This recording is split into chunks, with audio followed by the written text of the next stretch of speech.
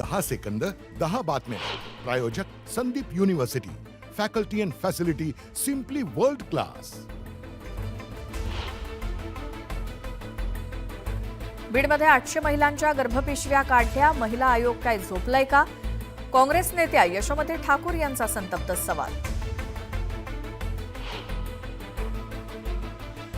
संविधान आणि सर्वोच्च न्यायालयाचे नियम पायदळी तुडवून सामाजिक न्याय आणि आदिवासी विभागाचा पैसा लाडक्या बहिणींसाठी वापरला. यशोमती ठाकूर यांनी सरकारवरती केला हल्लाबोल. कल्याणमधील शिवकालीन ऐतिहासिक दुर्गाडी किल्ल्याची संरक्षक भिंत कोसळली. काम निकृष्ट दर्जाचा असल्याचा आरोप. आमदार विश्वनाथ भोईर यांची ठेकेदारावरती आगपाखड. राज्यातील वनाच्छादनाची टक्केवारी वाढवण्यासाठी हरित महाराष्ट्र समृद्ध महाराष्ट्र या अभियानांतर्गत यावर्षी राज्यात 10 कोटी वृक्ष लागवड करण्यात येणार. मुख्यमंत्री देवेंद्र फडणवीसांची घोषणा. जळगाव जिल्ह्यातील एरंडोल आणि पारोळा तालुक्यात मुसळधार पावसाचा हाहाकार. जनजीवन विस्कळीत. कोल्हापुरात 2 गटात तुफान हाणामारी. या हल्ल्याप्रकरणी पोलिसांनी 8 आरोपींची काढली धिंड. 18 आरोपींची काढली धिंड तर आतापर्यंत पोलिसांनी 22 जणांना केली अटक. बीड शहरातल्या साठे चौकात किरकोळ कारणावरून 2 गटात वाद. या वादातून एकमेकांवरती धारदार शस्त्रानं हल्ला. घटनेत 4 जण जखमी.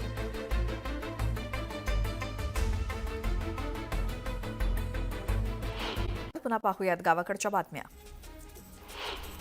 वैष्णवी हगवण्याच्या मारेकऱ्यांना कठोरात कठोर शिक्षा करा या मागणीसाठी देहूतील किवळे विकासनगर इथे कॅन्डल मार्च काढण्यात आला. हुंड्याची प्रथा कायमस्वरूपी बंद करून हुंडा मागणाऱ्यांवरती कठोर कारवाईची मागणी करण्यात आली आहे.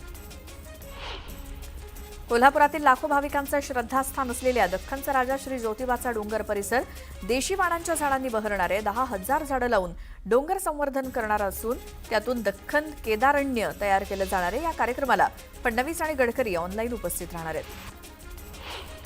शेतकऱ्यांच्या प्रश्नाच्या मुद्द्यावरनं ठाकरेंची शिवसेना आता मराठवाड्यामध्ये आंदोलन पुकारणार आहे. आजपासून ठाकरेंची शिवसेना सरकार विरोधात क्या हुआ तेरा वादा असा थेट सवाल करत सरकारला धारेवर धरणार आहे. शिवसेना उभाटाच्या पदाधिकाऱ्यांनी या संदर्भात माहिती दिली. तुळजापूर ड्रग्ज प्रकरणाच्या मुद्द्यावरनं ठाकरेंच्या शिवसेनेचे 2 आमदार आणि 1 खासदार मुख्यमंत्र्यांची भेट घेणार आहेत. पोलीस तपासातील चार्जशीटमध्ये मुख्य आरोपी सूत्रधार पोलिसांनी जाणीवपूर्वक वगळल्याचा आरोप आमदार कैलास पाटील यांनी केलाय. त्यामुळे हा तपास संशयास्पद असल्यामुळे तपास यंत्रणा बदलण्याची मागणी करण्यात येणार आहे. उत्तर महाराष्ट्रातील प्रवाशांसाठी एक आनंदाची बातमी आहे. गोंदिया ते कोल्हापूर दरम्यान धावणाऱ्या महाराष्ट्र एक्सप्रेसला आता LHB कोचेस लावण्यात आले आहेत. त्यामुळे प्रवास अधिक सुरक्षित, वेगवान आणि आरामदायक होणार आहे.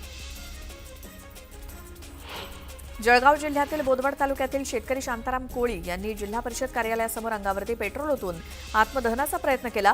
तलावातील पाण्यामुळे त्यांच्या शेतीचं नुकसान होत आहे. मात्र याकडे प्रशासन दुर्लक्ष करत असल्यामुळे त्यांनी हे टोकाचं पाऊल उचललं. जळगावातील दीपनगर औष्णिक वीज निर्मिती केंद्रातनं मोठ्या प्रमाणात राखेचं प्रदूषण होत आहे. या राखेच्या प्रदूषणामुळे परिसरातील शेतकरी त्रस्त झालेत. राखेच्या प्रदूषणामुळे तापी नदीच्या पाण्याचंही प्रदूषण होत असल्याचा आरोप एकनाथ खडसेंनी केला.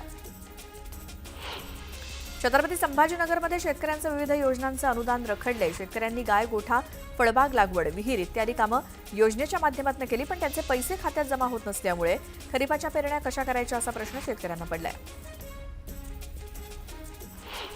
छत्रपती संभाजीनगरमध्ये महाविद्यालयातील पदव्युत्तराच्या 196 विभागांची तपासणी करण्याचा निर्णय कुलगुरूंनी घेतलाय. विद्यापीठाच्या कार्यक्षेत्रातील 1 आणि विद्यापीठाच्या बाहेरील 1 अशा 2 प्राध्यापकांच्या समितीकडनं 10 जूनपासून तपासणी होणार असून त्यानंतरच पदव्युत्तरचा प्रवेश होणार आहे.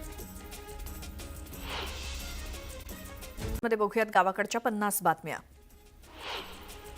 ठाणे आणि मुंबईत स्वबळावर निवडणुका लढण्याच्या दृष्टीनं भाजपनं चाचपणी सुरू केली असून त्याच अनुषंगानं ठाण्यात उद्या कोकण विभागाची बैठक भाजपनं आयोजित केली आहे. या बैठकीमध्ये आगामी पालिका निवडणूक स्वबळावर लढण्याच्या दृष्टीनं चर्चा होणार असल्याची माहिती सूत्रांनी दिली. ओबीसी नेते लक्ष्मण हाके यांची जीभ घसरली. उपमुख्यमंत्री अजित पवारांचा हाकेंनी एकेरी उल्लेख केला. अजित पवार महाराष्ट्राच्या राजकारणातील दरोडेखोर आणि चोर आहेत अशी मुक्ताफळं त्यांनी उधळली. या वक्तव्यानंतर अजित पवार गटाकडून तीव्र निषेध व्यक्त केला जातोय.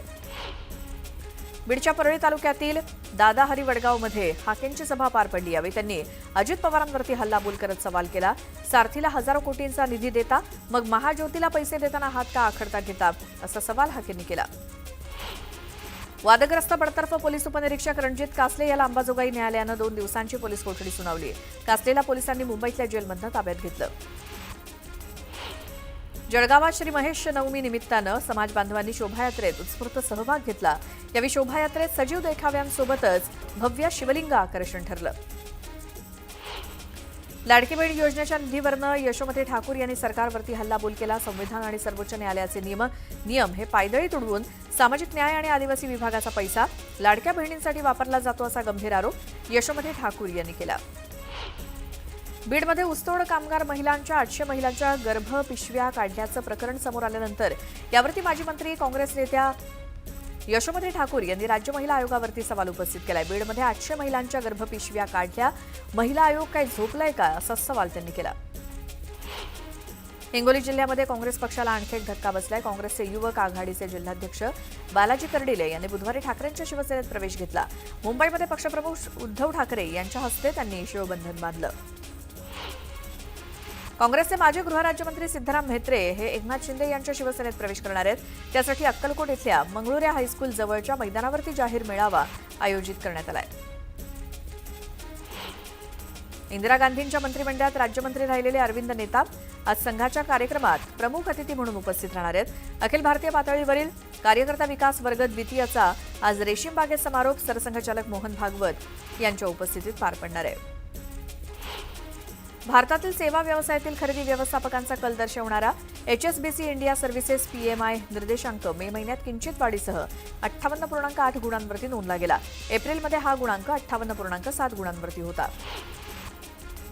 केंद्रीय अर्थमंत्री निर्मला सीतारामन येत्या 10 जून रोजी सर्व वित्तीय नियामकांच्या प्रमुखांसह बैठक घेणार आहेत. वित्तीय स्थिरता आणि विकास परिषदेची ही बैठक मुंबईत पार पडणार आहे.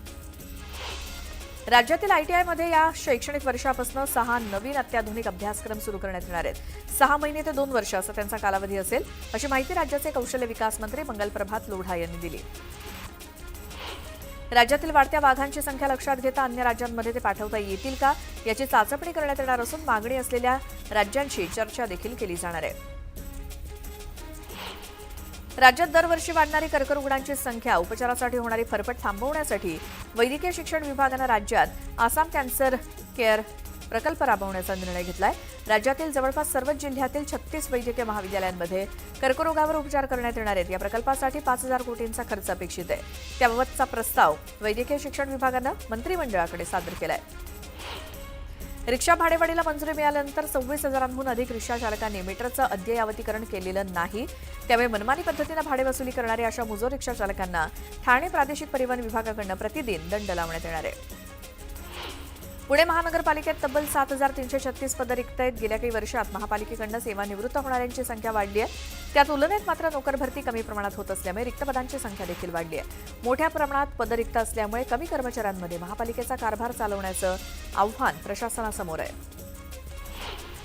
पुणे महानगरपालिकेच्या विद्युत विभागानं शहरातील अनधिकृत फलक आणि त्यांच्या विद्युत जोडणीची तपासणी करण्याचा निर्णय घेतलाय.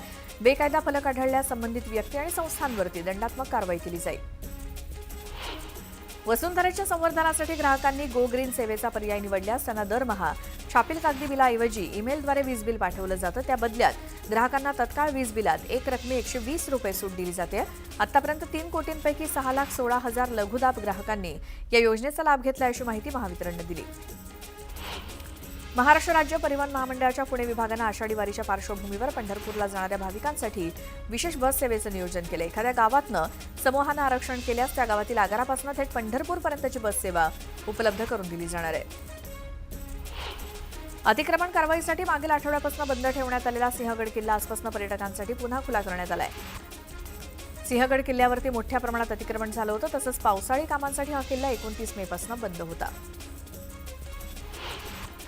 देशभरात कोरोनाचा प्रादुर्भाव वाढत असल्यामुळे सरकारनं सर्व आरोग्य यंत्रणांना सतर्कतेच्या सूचना दिल्या आहेत. त्यानुसार चंद्रपूर जिल्ह्यात सुद्धा प्रशासनानं संपूर्ण यंत्रणा कार्यान्वित केली. रुग्णालयात सर्व आवश्यक त्या उपाययोजना करण्यात आलेल्या आहेत. कल्याण डोंबिवली पालिका हद्दीमध्ये कोरोना रुग्णांची संख्या दिवसेंदिवस वाढते असं असताना कोरोनानं आणखी एका व्यक्तीचा उपचारादरम्यान मृत्यू झालाय. त्यामुळे कोरोनामुळे मृत्यू झालेल्यांची संख्या आता 3 वरती गेली आहे.